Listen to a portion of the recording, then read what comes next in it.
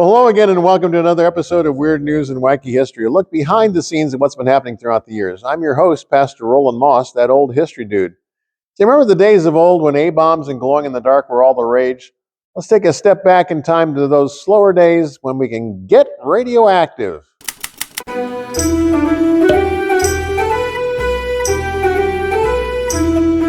Human nature always elevates the latest thing into a must-have item. Such was the case with Radior Toilets Requisites. Made in England and marketed in the U.S., it was advertised as an ever-flowing fountain of youth and beauty, a secret to revitalize and energize all living tissue.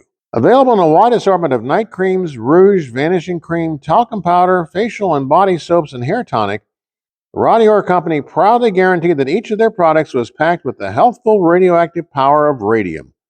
Whoa, wait a minute, what? Yep, that's right. No sooner did Marie Curie discover radium, atomic number 88, in 1896, than the cosmetic industry saw it as a new wonder product. Another manufacturer named Thoradia, especially popular among young French mademoiselles, packed a doubly toxic mixture of radium and thorium chloride. Radium did deliver a glow, all right. In fact, Curie wrote that one of our great joys was to go into the workroom at night. On all sides were the feebly luminous silhouettes of the bottles containing our products. In fact, Curie's notebooks are still so radioactive they must be stored in lead-lined boxes. Used directly on the skin, these skincare items produced vomiting, anemia, internal bleeding, and cancer. And then came the atomic bomb. Years after World War II were the golden days of tourism. Americans experienced prosperity as never before.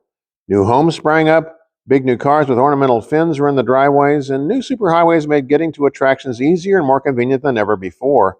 And there was so much to see and do. Take atomic tourism, for example.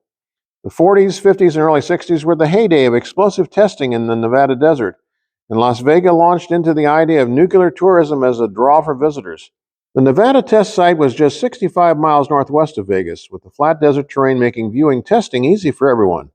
No wonder they dubbed themselves the Atomic City. Eager sightseers packed picnic meals, called atomic box lunches, to see the mushroom clouds and feel the toasty warm shockwaves generated by the nuclear tests. Nighttime bomb viewing parties were especially enjoyable. Spectators threw groovy parties with singing and dancing until the night sky lit up in atomic splendor.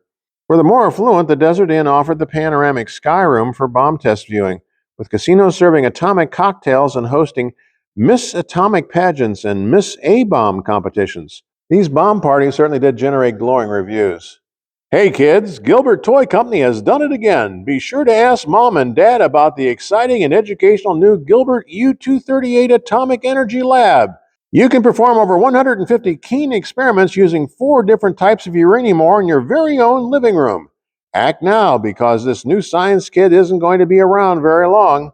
Making its debut in the 1950 Gilbert's Toy American Flyer Trains catalog, this pricey science kit, selling for $49.50, featured genuine uranium and plutonium, a spinthariscope, a cloud chamber, an electroscope, a Geiger counter, an instruction manual for conducting experiments, a comic book entitled Dagwood Splits the Atom, and a government manual for do-it-yourselfers called Prospecting for Uranium. The U-238 Atomic Energy Lab did indeed have a short half-life. It was replaced on store shelves in 1952 by the number 11 Gilbert Chemistry Atomic Energy Set, which featured greatly scaled-back atomic components. One of the things that may have led to the demise of these neato toys for aspiring atomic physicists was that the use of radioactive material required manufacturers to secure a special license from the Atomic Energy Commission. Doggone it, all the other kids got the cool toys, and I just got stuck with a crummy erector set. So let's steer clear of radiation. Well, good luck with that. It must have been wonderful living in a pre-radioactive world before it was polluted by the first atomic bombs. Actually, the world is naturally radioactive. Radon gas is produced by the natural decay of uranium and thorium in the soil. This accounts for 200 of the 360 millirem of radiation the average person is exposed to annually, according to studies released by the Los Alamos Science Laboratories. You get 2 millirem by sleeping next to someone for 8 hours, since our body's potassium is naturally radioactive. Living in a brick, stone, or adobe house adds another 7 millirem. And those nice caps and crowns on your teeth add another 1/10 of a rem.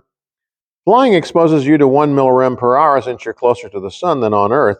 And smokers pick up a whopping 16,000 millirems, since tobacco leaves soak up lead-210 and polonium from the air like a sponge. So what's the most radioactive food you can eat? Brazil nuts are the most radioactive food, containing 1,000 times more radium than any other food. Okay, you can eat 2 to 3 nuts a day. That's okay. And stay away from the U.S. Capitol building in D.C. Its uranium-rich granite walls emit 65 times the EPA standard for radium levels in public buildings. Face it, you're living a radioactive life. And that's about all the time we have for this episode of Weird News and Wacky History, a look behind the scenes of what's been happening throughout the years. I'm your host, Pastor Roland Moss, author, historian, and speaker, hoping that all of your history may be decidedly weird.